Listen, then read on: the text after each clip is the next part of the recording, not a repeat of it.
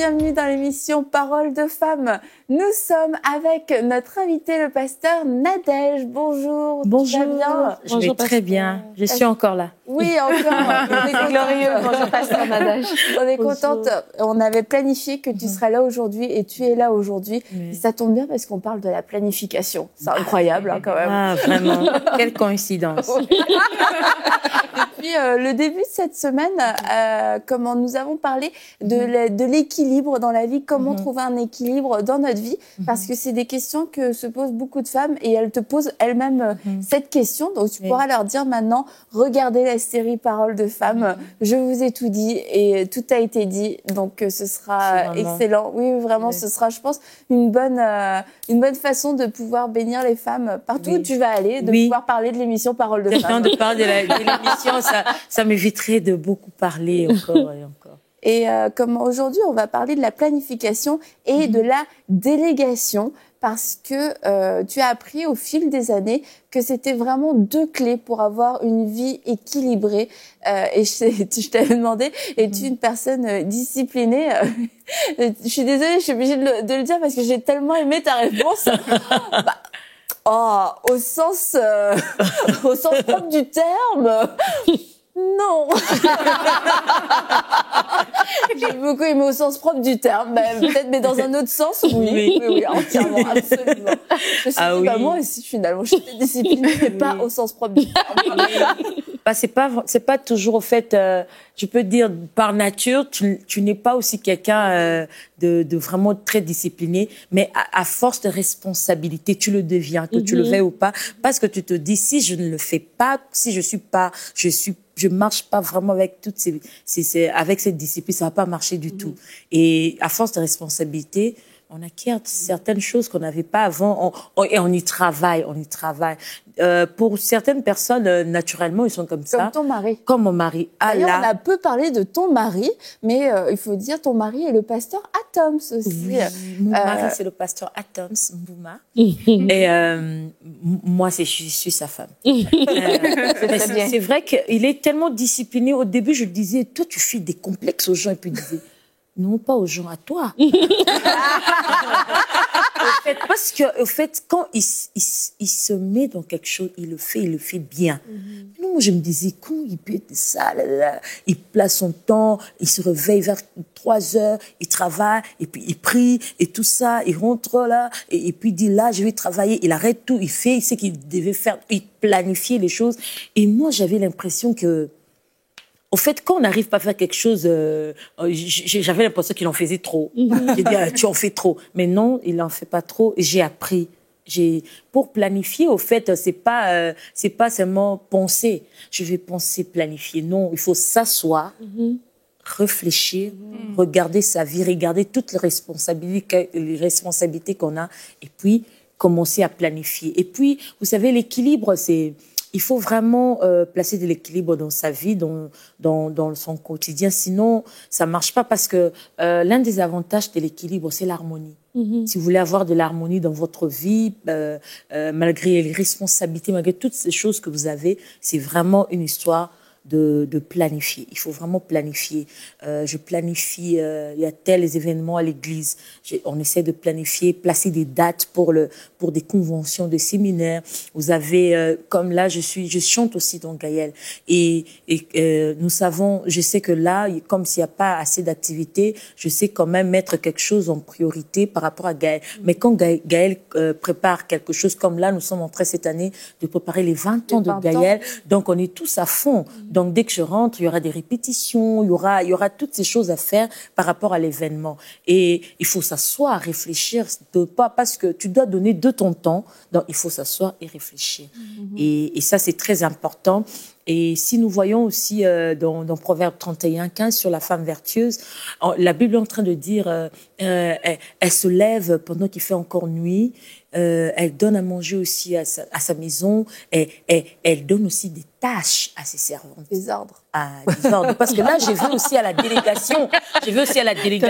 Parce que on pense pour dire, surtout moi, je suis africaine, je viens aussi de l'Afrique. On a déjà une autre conception aussi. On se dit, il faut tout faire. Une femme doit tout faire. Et tu te sens femme si tu fais tout. Et à la fin, tu es frustrée. parce que tu feras pas tout bien. Vaut mieux se concentrer sur des choses que tu peux faire. S'il faut déléguer des choses aussi, à déléguer. Et là, quand je regarde cette femme, je me dis, on montre qu'elle se lève tôt. Elle fait des choses, mais elle donne aussi, elle délègue aussi certaines choses aussi à ses servantes. Donc, on doit apprendre à déléguer, c'est très important. Et la femme vertueuse, on en parle, ça dépend de l'humeur. Quelquefois, on la trouve sympa, quelquefois, elle nous agace un peu. Ça, c'est vrai. Parce que moi, j'avais l'impression, elle aussi, elle me filait des complexes avant. Ouais. Quand tu lis, tu te dis, mais cette femme, elle est quoi? Elle existe. Elle s'occupe de sa maison, elle est dans le business. Au fait, elle fait beaucoup de choses à la fois. Moi, je pense que c'est vraiment un modèle qu'on veut nous donner et à savoir planifier. Parce que cette femme, quand vous êtes en train de lire, vous voyez vraiment qu'elle était une femme qui réfléchissait parce qu'on dit, elle pense à un terrain, à la care. Donc, il faut réfléchir sur des choses, planifier, commencer à dire non, ça, je pense que tu le fais. Et parce que tu l'as planifié, parce que tu l'as pensé, ça va pas tomber du ciel. Il faut vraiment réfléchir, penser et puis exécuter. Mais la femme vertueuse, c'est ça, elle pense, elle fait un tas de choses du matin au soir, mais on a son portrait sur quelques lignes, et nous, on aimerait accomplir ça en 1 heure. On voudrait avoir tout accompli, être la femme vertueuse en 1 heure, mais c'est l'histoire d'une vie, en fait. Il y a toute une vie dans ces quelques lignes. Oui, on nous l'a résumé, mais non, voilà, on voudrait bien le faire en une journée, c'est pas possible. Mais si on se dit, je suis en train de penser à ça, la femme vertueuse nous donne toutes des complexes, mais en même temps, peut-être que la femme vertueuse a appris à être vertueuse. C'est ça. Voilà. J'ai toujours eu la conception que cette femme a toujours été comme elle est décrite dans le Proverbe 31, mais peut-être qu'elle n'a pas toujours été comme ça.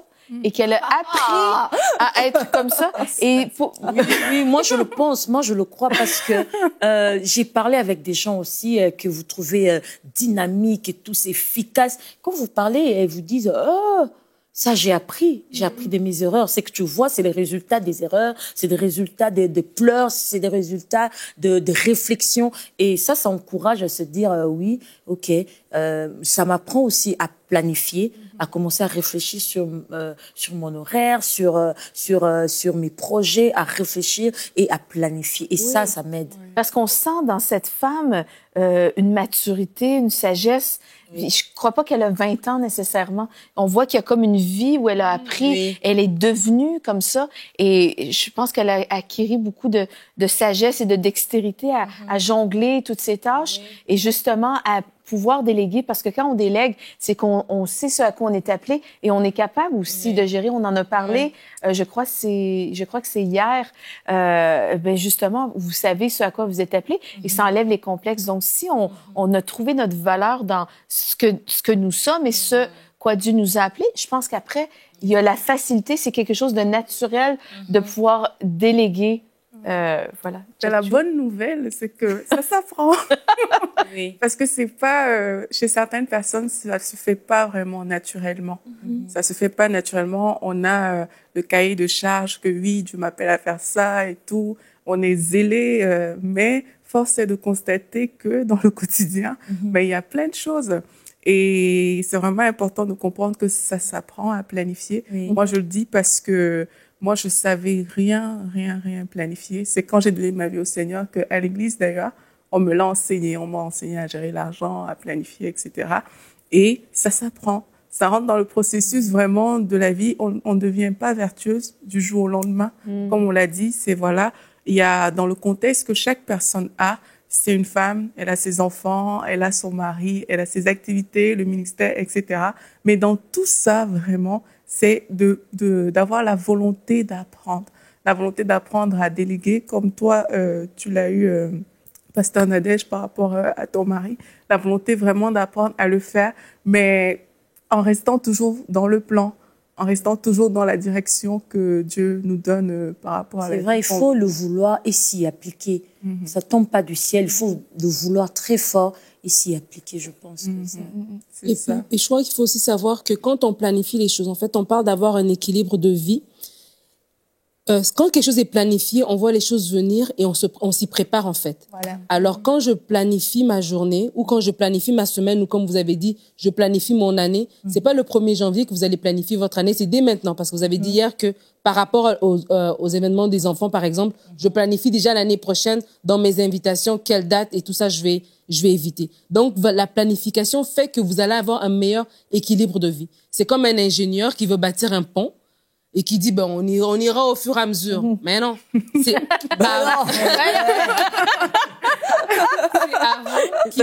il fait sa map, tu vois, sa carte et tout ça. Et là, ce pont-là est un pont solide. Et on le voit. Des choses qui n'ont pas été planifiées ne tiennent pas, mais des choses qui ont été planifiées, qui ont vraiment été bien construites, des années plus tard, on peut attester. Et une vie qui est planifiée, et ça peut être, comme on avait dit hier ou avant-hier, que dépendamment de votre appel, vous êtes une artiste internationale, mais il y a peut-être une dame qui nous regarde, qui est une maman à la maison, mais je peux quand même planifier ma maison. Je peux planifier mes repas. Je suis une femme qui travaille, mais c'est moi qui fais mes repas. Mais je peux planifier que non, le samedi, je vais faire mes courses de manière à ce que mercredi, on n'est pas en train de courir comme une poule sans tête parce qu'il nous manque des fruits et l'enfant à l'école doit... Sur un pont qui n'a pas été fini de construire.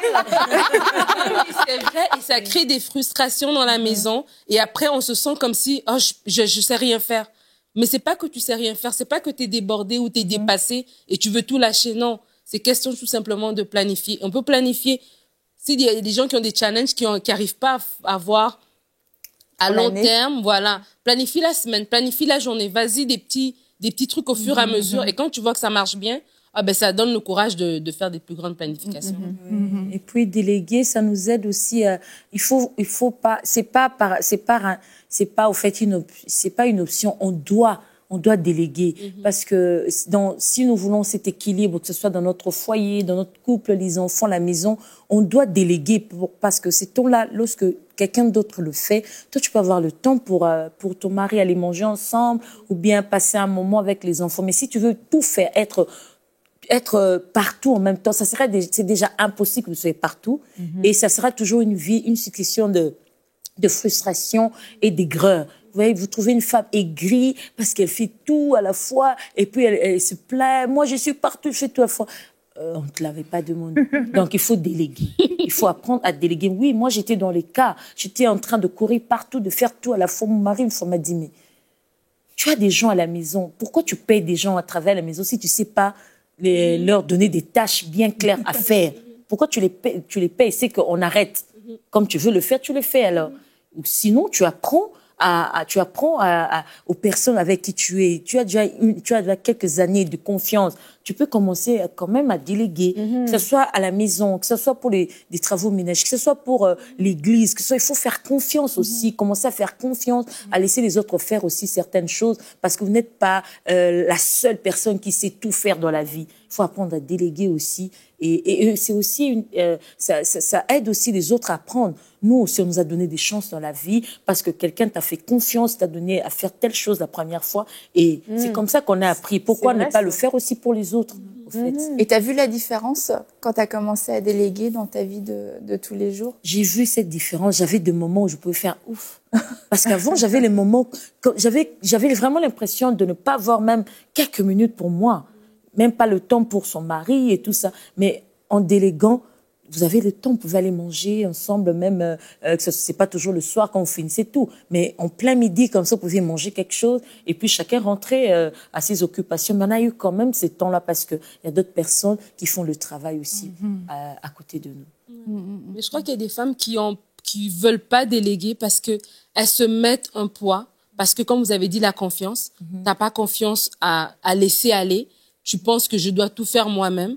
Et c'est comme j'ai l'image de ces femmes, par exemple, qui disent, OK, le mari va faire, mais tu passes derrière pour faire encore.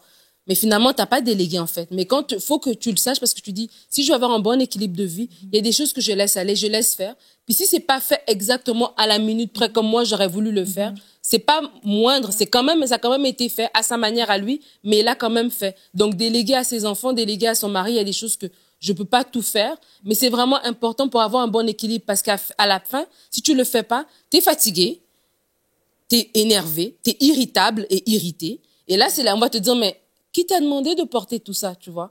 Et là, tu as comme l'impression que, vous reconnaissez pas mon travail, mais personne... Oui, on a un sentiment d'ingratitude, vraiment que les gens ne reconnaissent pas ce que j'ai fait comme effort. Et pourtant, sincèrement, tu n'étais pas obligé. Tu aurais pu déléguer aussi, en fait, c'est ça. On avait vu dans une émission qu'il faut accepter que l'autre ne va pas faire exactement comme toi tu aurais fait. C'est souvent ça le défi des personnes qui veulent pas déléguer, c'est que quand la tâche est faite, voilà, on veut toujours passer par derrière. Mais il y a des tâches, il y a des choses pour lesquelles, mais c'est quand même facile de dire, ok, même si c'est pas parfait, même si le pot de fleurs n'est pas posé exactement au centre comme moi je l'aurais fait, c'est pas grave. Il y a beaucoup de choses comme ça dans la vie où on peut se dire, ça c'est pas grave. La personne qui va le faire, cette personne-là le fait comme elle estime être bien. Maintenant, s'il y a des personnes qui ont besoin d'apprentissage, on peut leur communiquer cet apprentissage-là, mais vraiment se dire, mais si la personne a fait, c'est aussi bien, et vraiment s'occuper à d'autres choses. Je pense que qu'est-ce qu'on dit, ça parle des femmes aussi qui ont vraiment, les gens qui ont de la difficulté à déléguer, c'est des femmes qui ont vraiment un besoin de contrôler. Et je crois qu'il y a des femmes qui ont vraiment besoin de relâcher ce contrôle-là. Et comme on est en train de dire, vraiment d'accepter que les tâches ne soient pas faites à notre manière pour pouvoir jouir vraiment de la vie que Dieu nous a donnée. Et vraiment d'être capable d'être dans la volonté de Dieu, parce que je pense qu'on peut passer carrément à côté de la volonté de Dieu si on est étourdi à faire plein de tâches qui ne nous reviennent pas. Et aussi, on est loin de la femme vertueuse si on est dans cette aigreur, comme vous avez dit, pasteur, si on est aigri, si on est toujours irritable parce qu'on a toujours ce sentiment de ne pas avoir accompli qu'est-ce qu'on est supposé faire, parce qu'en fait, on veut tout faire. Donc, c'est sûr qu'on n'est pas appelé à tout faire, et c'est vraiment un art, et c'est signe d'une très grande maturité et de la sagesse de savoir déléguer et de planifier cette délégation. Donc, c'est quelque chose qui se prépare, c'est quelque chose qui s'apprend, comme on a dit plus tôt, la femme vertueuse, je pense pas qu'elle est devenue vertueuse le jour de son mariage. Mais elle est extrêmement mature, et je pense que quand on délègue et qu'on laisse aller le contrôle, c'est un très grand signe de maturité dans le Seigneur. Et l'Esprit de Dieu va nous aider à faire ça. Et toutes celles qui nous écoutent et qui se disent, moi, j'ai un besoin, je sens que je contrôle des choses et je réalise que je dois contrôler. Je suis pas capable de déléguer des tâches à mes enfants parce que ça sera pas fait comme il faut. Je suis pas capable de déléguer une tâche à mon mari ou à la nounou ou à je ne sais qui parce que ça sera pas fait à ma manière.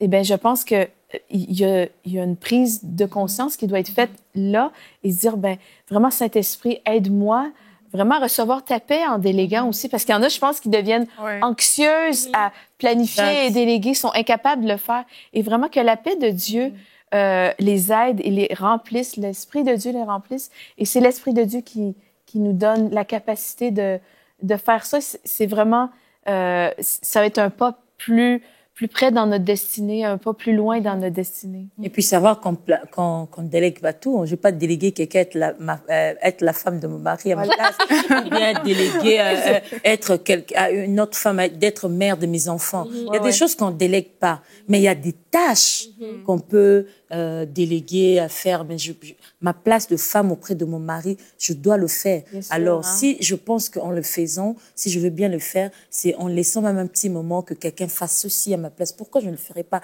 Parce que je dois aussi remplir mon rôle auprès de mon mari et vice-versa. Et on doit se poser la question, où est-ce que je suis remplaçable et où est-ce que je ne le suis pas? C'est ça. Quels sont les rôles, plus que des tâches, les rôles que Dieu m'a donnés? Et entre autres, le rôle d'épouse et le rôle de mère, ça, il n'y a personne qui peut nous l'enlever. Après, il y a des choses de la vie courante, selon notre contexte, selon l'entourage aussi qu'on a autour de nous. Mais il y a des choses, c'est plus ou moins facile à déléguer. Et je voudrais revenir sur ton point, Nadine. Tu disais déléguer au mari, déléguer aux enfants, parce que c'est vrai que dans la culture nord-américaine ou même européenne, les personnes n'ont pas forcément de personnel, de personnes à la maison pour aider. C'est pas la norme, en fait, d'avoir des personnes. Mais on a une famille, on a des enfants. Mais c'est bien de donner des tâches, en fait, plutôt que de vouloir absolument tout prendre, parce que encore une fois, on a une mauvaise conception de ce qu'est une femme, de ce qu'est une mère, de ce qu'est une épouse. Est-ce qu'une mère, c'est quelqu'un qui fait tout dans la maison en criant sur tout le monde, et puis en faisant en sorte que la maison soit parfaite, mais dans une ambiance absolument terrible. Bon, bah peut-être qu'on peut partager le ménage, peut-être que je peux accepter la manière dont mes enfants rangent leur chambre, que ce soit pire avant qu'après, on sait pas pourquoi, pire après qu'avant plutôt. Mais je pense que en dehors du personnel, etc., c'est dans le foyer comment est-ce qu'on peut mieux répartir les tâches et accepter aussi cette répartition et accepter peut-être une nouvelle perception de nos rôles, mais savoir qu'encore une fois, il y a des choses qui ne sont pas négociables et quelquefois, à cause du temps qu'on va prendre pour faire certaines tâches, c'est sûr, on ne délègue pas officiellement notre place de femme et d'épouse, mais elle reste vacante. Il n'y a jamais personne sur la chaise à côté, il n'y a jamais personne qui est là, il n'y a pas d'oreille, il n'y a pas d'épaule, il n'y a pas de présence. Cette place, elle est vide parce que je suis toujours occupée à faire quelque chose et c'est de s'assurer, est-ce que je remplis cette place, est-ce que je remplis mon rôle à ce moment-là, ou alors est-ce que j'ai laissé une place vide qui peut être une porte ouverte, qui peut être une mauvaise publicité, faire croire que oui, il y a une place pour une autre collaboratrice. Non, il n'y a pas de place pour une autre collaboratrice. Non, non. Elle est chassée. Et puis, j'allais ajouter ceci. Quand on laisse déléguer, on apprend aux autres. Je me souviendrai, en grandissant chez moi à la maison, on avait du personnel à la maison. Mais chaque samedi, ces gens venaient et ils ne faisaient rien. Ça, c'était l'ordre de mon père. Ils venaient samedi, ils sont là, mais ils touchent à rien. C'est vous vous réveillez le matin. Toi, tu vas faire telle chose. Toi, tu vas faire. Et chaque fois qu'on se plaignait auprès de notre père, il disait, c'est pour apprendre. Vous allez grandir, vous aurez vos maisons. Et si je vous apprends pas ici, et si il arrivait que tu as chez toi, tu n'as pas de personnel, tu n'as pas de moyen d'avoir des personnels, comment tu vas t'en sortir? Et c'est comme ça qu'on a appris. Il y a le personnel, mais mon père était strict avec ça. Tu apprends à faire, à ranger la maison, ta chambre, vous arrangez votre chambre. Et puis lui, il rentre après. Et puis vous dit, allez, rentre. Il dit, c'est pas bien. Et vous reprenez. Donc, on a appris comme ça. Les personnels n'entrent pas, ils font rien, tu le fais seul. Et c'est comme ça qu'on a appris à faire quelques tâches parce qu'on nous a laissé le faire. Donc, je me dis ici aussi, dans le cadre des enfants, mes enfants apprendront comment, si je leur donne pas très tôt les responsabilités, va arranger ton lit, fais ceci. Quand l'enfant arrange le lit, tu arrives, tu dis non, ça c'est pas très bien. Tu vois le drap, il faut que tu fasses ceci. Cet enfant apprend. Mais si je lui laisse pas l'occasion de s'exprimer, de faire quelque chose, cet enfant apprendra comment. Et je pense que la délégation, c'est pas aussi seulement pour que nous nous sentions bien, que nous ayons le temps, mais c'est pour que l'autre à côté apprenne. Absolument. Une vraie vérité. T'es d'accord, Tchatchou? Bah oui, parce que c'est ce que ma mère a fait avec nous. Et gloire à Dieu. Parce que oui, il y avait des personnes à la maison qui étaient là, qui vivaient même avec nous. Mais il y a des choses, il fallait le faire, là. Il fallait vraiment le faire. Et peut-être pas moi directement, je l'ai vécu, mais mes grandes sœurs, je sais qu'elles sont vraiment passées par là. Elle a été trop gâtée. Ouais, il fallait le faire. Oui, Aurélie, c'est le bébé. Non, mais j'ai eu ma période où je devais faire plein de trucs aussi.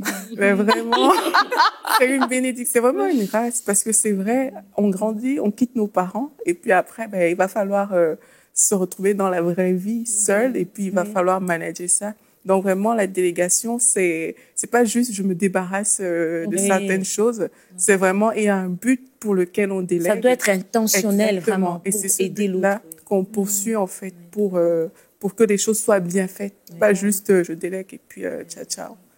Mais Annabelle, tu as dit quelque chose de tellement important. Merci. Pas moi. Non, Pas de rivalité. Ok. Chacun son tabouret. Ah oui, chacun son on va tabouret. être concentré là. C'est tellement important parce que tu sais quoi, ici en Amérique du Nord, les femmes travaillent. Les femmes ont cette image-là que je dois tout faire. Et c'est comme tu as dit, tu laisses une place vacante sans laisser une place vacante. Des fois, il y a des problèmes de couple qu'on a. Pourquoi? Parce que l'autre personne ne sent pas que tu es disponible, en fait. Tu n'es pas disponible. Pourquoi? Parce que tu as tout fait en même temps et tu arrives à la fin de la journée, tu es fatigué. Tu n'as pas envie parce que tu es fatigué. Mais pourquoi tu es fatigué? Et c'est là que ça revient à cette importance de la planification et la délégation. Parce que vraiment, à la fin de la journée, On a parlé des priorités. Ta priorité à la fin de la journée, c'est ton mariage, ce sont tes enfants. Si ces deux personnes-là sont délaissées, ben, t'auras beau avoir couru à gauche, à droite, fait plein de choses. Mais si tu as délaissé ça, ben, c'est d'autres problèmes que tu viens de te créer. Et des fois, moi, je connais des femmes qui ont tout simplement, par la planification, par un manque de planification, par un manque de délégation, qui veulent tout faire, qui reviennent à la fin de la journée, où elles sont dans leur appel, elles font ce qu'elles doivent faire, mais parce qu'elles n'ont pas intégré les deux éléments dont vous avez parlé, ben, se retrouvent que, ben, ils ont des problèmes de couple, des frustrations. Pourquoi? Parce que vous n'avez jamais d'intimité, parce que, ben, t'es fatigué, t'as pas envie. Mais c'est parce que tu en portes trop, en fait. Et toi-même, en tant que femme, tu te sens frustrée et incomprise, mais parce que tu en portes trop. L'autre ne sait même pas comment t'aider, parce que tout ce qu'il veut faire, tu veux pas qu'il touche. Donc, c'est vraiment important de dire, on parle pas des choses qui sont abstraites ou des choses qui ne s'appliquent que dans un certain contexte. Même dans votre contexte actuel, ici en Amérique du Nord, c'est applicable, en fait. Tout à fait. Et la planification, pour terminer sur ce point-là, comme tu disais, Pasteur Nadège, sans planification, c'est les événements de la vie qui vont venir à toi, et puis qui vont te diriger, qui vont te dire quoi faire, comment réagir, ce que tu vas dire, ce que même tu vas ressentir. Et on peut pas se laisser diriger comme ça. On est dirigé par l'Esprit de Dieu qui nous dit, tu dis oui à ça, tu dis non à ça, tu dis oui à ça, tu dis non à ça. Et c'est comme ça qu'on va réussir à arranger nos vies. Et on voit que Dieu est un Dieu d'ordre, que la Bible nous dit que nous avons été créés pour accomplir des bonnes œuvres qui ont été préparées d'avance. Dieu a préparé le chemin, Dieu a préparé ces bonnes œuvres, et nous, on doit aussi nous préparer, planifier pour accomplir ces bonnes œuvres-là et pas d'autres bonnes œuvres, et faire ce qui est vraiment essentiel. Et ce qui n'est pas essentiel, bah, soit on le délègue, soit juste... On n'en a pas besoin.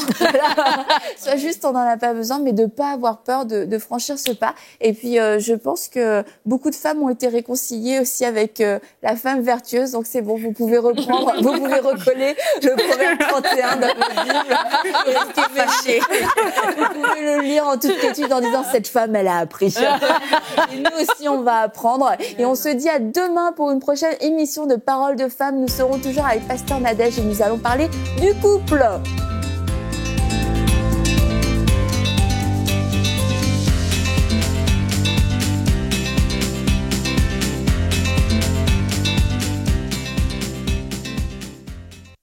Et la bonne nouvelle, c'est qu'on a l'opportunité d'élargir la diffusion en Afrique et en France à travers les bouquets Canal+, la Freebox et le satellite Eutelsat.